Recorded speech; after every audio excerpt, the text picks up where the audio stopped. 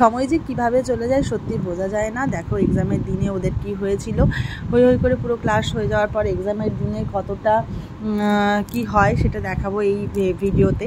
পুরো এক্সাম হয়ে যাওয়ার পর ওদের শ্যুট চলে, শ্যুটে একটু আমাদেরকে হেল্প করতে হয় কেমন কী পোজ দেবে, কারণ এখানে সবাই প্রফেশনাল মডেল থাকে না এবং সবাই যে প্রপার ড্রেসারের কাছ থেকে নেয় তাও হয় না। যদিও আমি সবাইকে বুঝিয়ে বলি ব্যাপারটা যে এইরকমভাবে আউটপুটটা খুব ভালো আসে প্রফেশনাল সব কিছু হলে, কিন্তু সবাইকে আমি জোর করি না, বলি একবার অবশ্যই, কিন্তু জোর করি না একটাই কারণ আমার মনে হয় যে ওরাও শুরু করছে, শুরুতে অনেক কিছু অনেক অ্যারেঞ্জ করতে হয়, অনেক কিছু আমাদের খরচের ব্যাপার থেকে পাতি কথায় যতটুকু বলতে মানে বোঝায় অনেক খরচ ব্যাপার থাকে।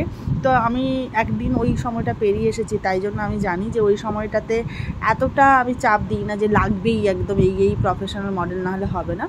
তো আমি তাই জন্য ওরা ওদের মতো করেই অ্যারেঞ্জ করে, অনেকেই বলার পরও যখন অ্যারেঞ্জ করছে তখন বুঝতেই হবে নিশ্চয়ই অসুবিধা আছে, তাই না? তাই জন্য আমি জোরটা করি না এবং প্রথম ক্লাস থেকে এটা করে আসছি, তাই একটু আধটু সবাইকে হেল্প করে দিতে হয়। আর যেটা হয়েছিল এবারে খুব সুন্দর সবাই সাজিয়েছিল, প্রত্যেকবারেই তাই হয়। এই শ্যুটটা খুব অন্যভাবে করেছিল, আগমনের শ্যুট মতো করে করেছিল, তাই ওকেও চেষ্টা করেছি যে আমার বাগানে নিয়ে গিয়ে আলাদাভাবে শ্যুট করে দেওয়ার, যাতে ও এত কষ্ট করে ওই লুকটাকে মানে অ্যারেঞ্জ করেছে বা ভেবেছে তার যাতে ওই ব্যাপারটা ঠিকঠাক দাঁড়ায়, তাই জন্য ফটোগ্রাফারকে এক্সট্রা টাইম দিয়ে ওটা করে দিতে হয়েছিল ওই শ্যুটটা। সেটাও আমি চেষ্টা করেছিলাম যে ফটোগ্রাফারকে বলে ওটা করানোর।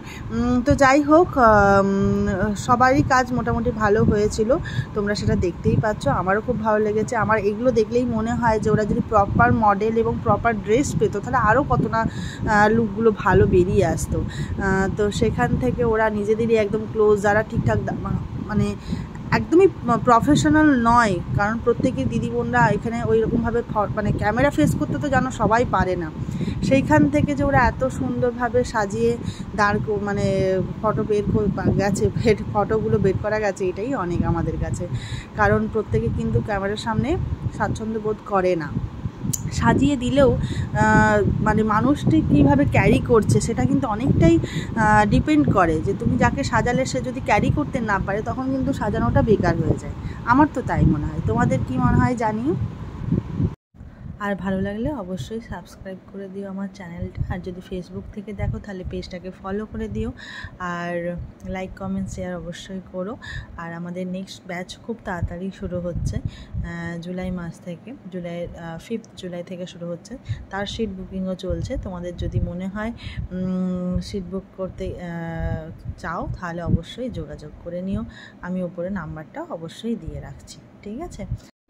আর তোমরা আমাকে অনেক ভালোবাসা দিয়েছো, সাপোর্ট করেছো, এইভাবেই তোমরা সবসময় পাশে থেকো আর ভালোবাসা দিয়ে যাও আমার কাজগুলোকে, কেমন?